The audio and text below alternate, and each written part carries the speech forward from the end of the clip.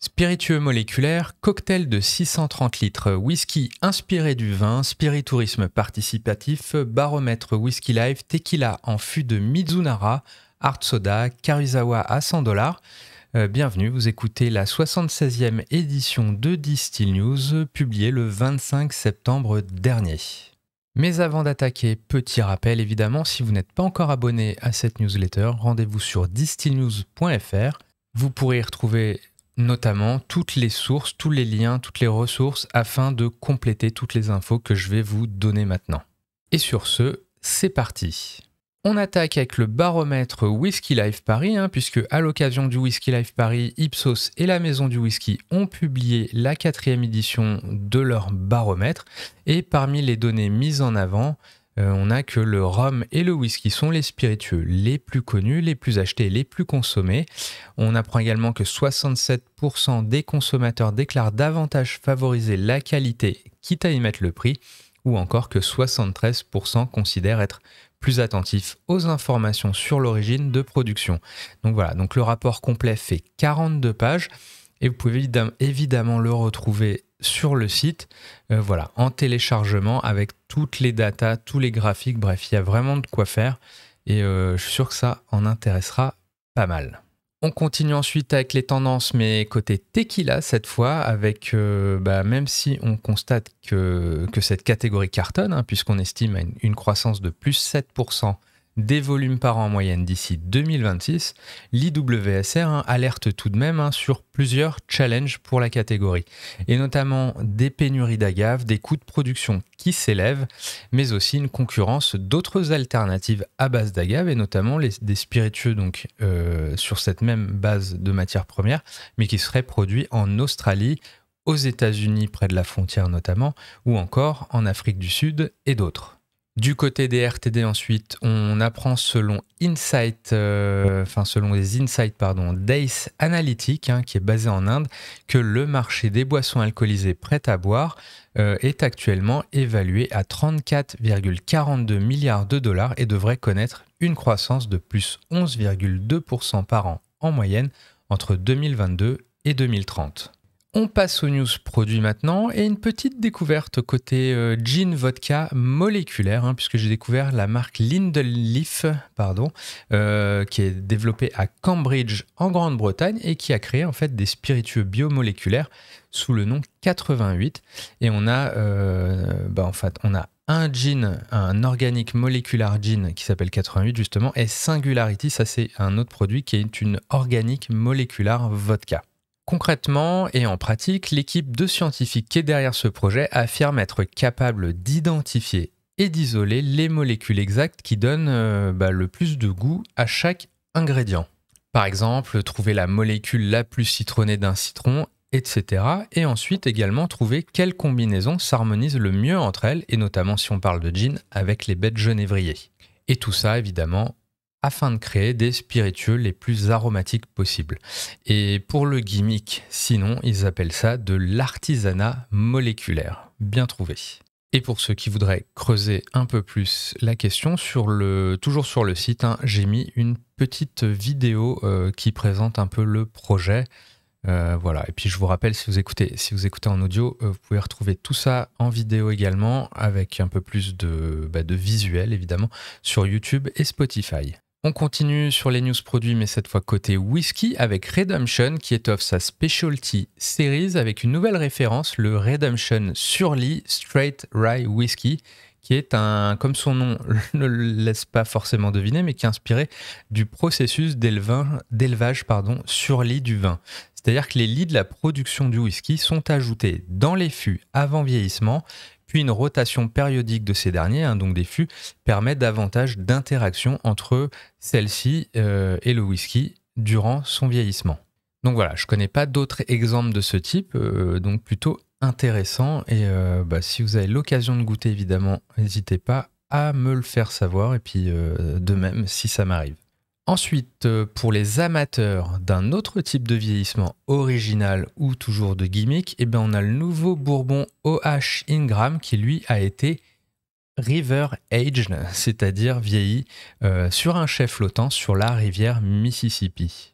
Ensuite, on passe à la tequila avec cette dernière qui n'échappe pas à la vague de spiritueux finis en fût de Mizunara puisque Casa Dragones a en effet annoncé le lancement de Casa Dragones Reposado Mizunara, une tequila à 40% d'alcool, vieillie intégralement durant 3 ans en fût du précieux chêne japonais. Côté rhum ou assimilé ensuite, on a en France Whisky du Monde qui a dévoilé une nouvelle création, à savoir Nectar, et il s'agit d'une gamme d'arrangés à base de rhum agricole de Martinique et Guadeloupe et de fruits coupés à la main. Toujours en France, on a aussi d'Artigalon, donc là on passe à l'Armagnac, qui lance justement un nouvel Armagnac, et sa particularité, et c'est assez inédit, c'est qu'il est labellisé bio. Dans un tout autre style, ensuite, on a 500 bouteilles d'un certain NC Paradise Golden Edition qui sont en vente en exclusivité sur Blockbar. C'est la deuxième collaboration entre la plateforme de NFT et NC. Et du côté des fines de Bourgogne, on a Sabs Spirit, donc basé à Beaune, qui a dévoilé ses Special Cask 2022, à savoir un Riff Salt et un Pinot Cask Finish plus précisément, ou la rencontre d'une autre vie de vin de Bourgogne avec des vins doux naturels d'autres régions.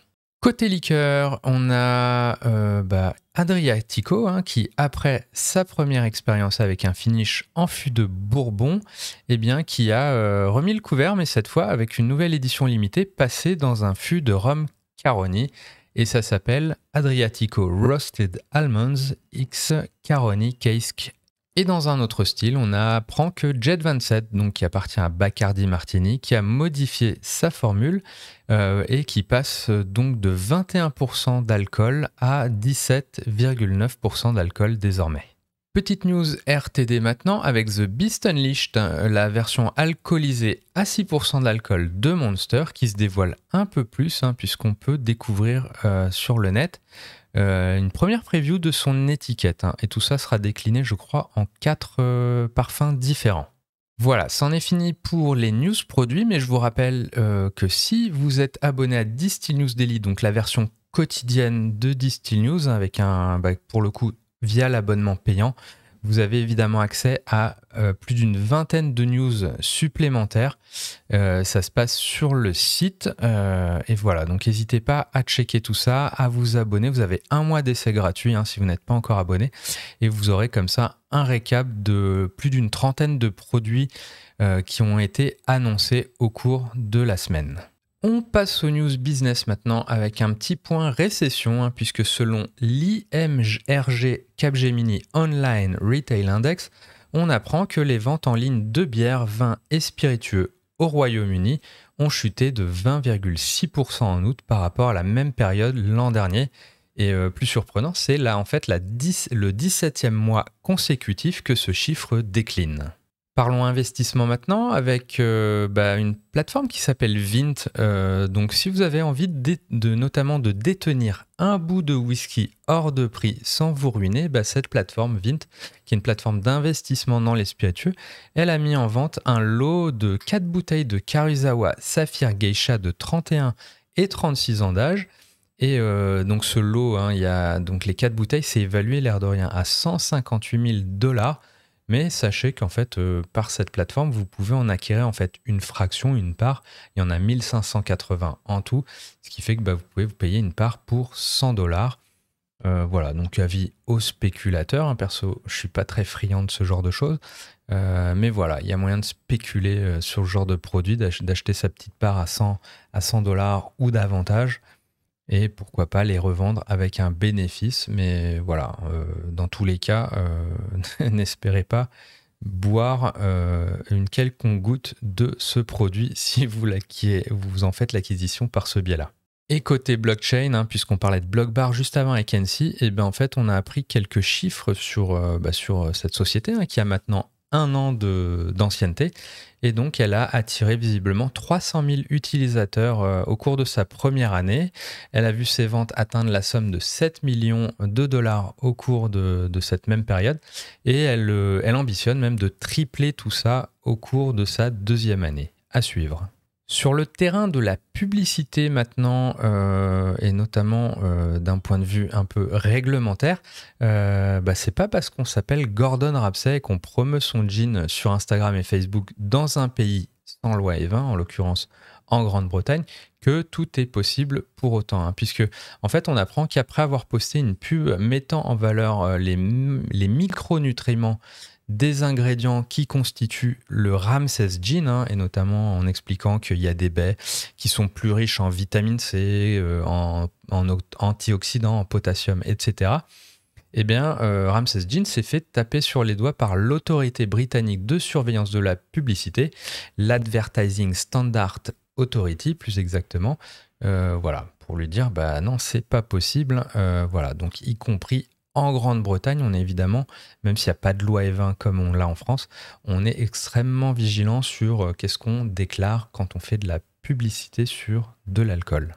On bascule sur des petites news liées à la production maintenant, avec un double retort en France, hein, puisque Strawbale Distillery, qui est basée à côté de Toulouse, a reçu un nouvel alambic afin d'assurer sa future production de rhum pur pot still 100% bio. Donc voilà, donc ce nouvel alambic s'appelle Calcifère et ce sera apparemment le premier alambic double retort installé en France. Donc là, vous pouvez checker des photos sur l'Instagram notamment de Gilles Victor, qui est le fondateur de Strawbale.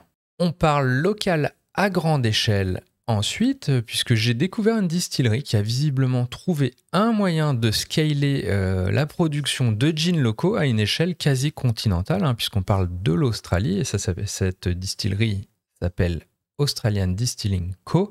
Et quand je dis cette distillerie, en fait, c'est même au pluriel, hein, puisque elle est en fait déjà basée à Adélaïde, à Brisbane ou encore à Sydney. Et on apprend qu'elle ouvre 2 nouvelles distilleries supplémentaires à côté de Melbourne cette fois et de Perth. Voilà, donc à chaque fois, des distilleries pour à chaque fois avoir l'intention de produire des variantes de gin aux ingrédients sourcés localement. Donc voilà comment en fait on peut faire du local à grande échelle, c'est simplement en multipliant les points de production un peu partout dans le pays ou sur un continent. Développement durable à présent, j'ai lu un petit article chez Le Figaro Économie qui explique que Absolut Vodka produit plus de 100 millions de litres par an ou 600 000 bouteilles par jour, rien que ça. Et voilà. Et Le Figaro a donc partagé un peu des infos, quelques datas intéressantes sur finalement comment on peut produire autant, tout en s'évertuant à le faire le plus proprement possible. Donc, quelques insights intéressants, c'est que la distillerie est alimentée à 90% par de l'hydroélectricité qui provient de barrages norvégiens à proximité. On apprend également que ces restes d'alcool sont transformés notamment en biocarburant, ou encore que toutes les drèches qui servent à la production de la vodka permettent d'alimenter 290 000 vaches et cochons de fermes voisines. Donc voilà comment on peut créer un cercle un peu vertueux et tout en produisant à une échelle qui est somme toute impressionnante au niveau mondial. Spiritourisme à présent et de manière un peu fun, donc on a Ryan Reynolds qui a ouvert enfin la distillerie Aviation Gin à Portland. Et en fait, il a fait une petite publicité assez amusante où il fait lui-même la promotion en fait des visites de cette nouvelle distillerie et où il montre qu'il compte bien mettre à contribution ses visiteurs pour leur offrir ainsi une expérience vraiment complète de la fabrication du gin, hein, puisque comme le veut l'adage, hein, c'est en faisant qu'on apprend. Donc voilà, un petit film plutôt cool, une manière originale de faire de la promo de Distillery Tour. Et toujours sur la thématique spiritourisme, mais cette fois pas à Portland, pas aux États-Unis, mais plutôt au Québec. Si le sujet vous intéresse, j'ai compilé en fait sur le site toutes sortes de vidéos en fait que j'ai cumulées au cours de ces derniers mois de visites, des choses bien produites sur des visites de distilleries québécoises. Donc voilà, c'est plutôt éclectique, hein, puisqu'on a des distilleries dans des églises, on a des distilleries qui font de l'upcycling, d'autres plus classiques. Mais bref, si ça vous intéresse, le lien toujours en description. Quelques news bar maintenant, avec suite et fin de la Negroni Week, hein, avec un petit record du monde, puisqu'on a l'équipe de l'hôtel Kimpton Mai Lai à Bangkok, qui a marqué le coup en fait lors de l'édition là qu'il y a eu il y a 2 semaines maintenant, en réalisant le plus grand Negroni du monde, du moins le plus grand homologué par le Guinness Book. Et quand on parle de grand, c'est grand puisque c'est 630 litres d'un mélange à part égale de gin bulldog, de Campari et de vermouth Cinzano.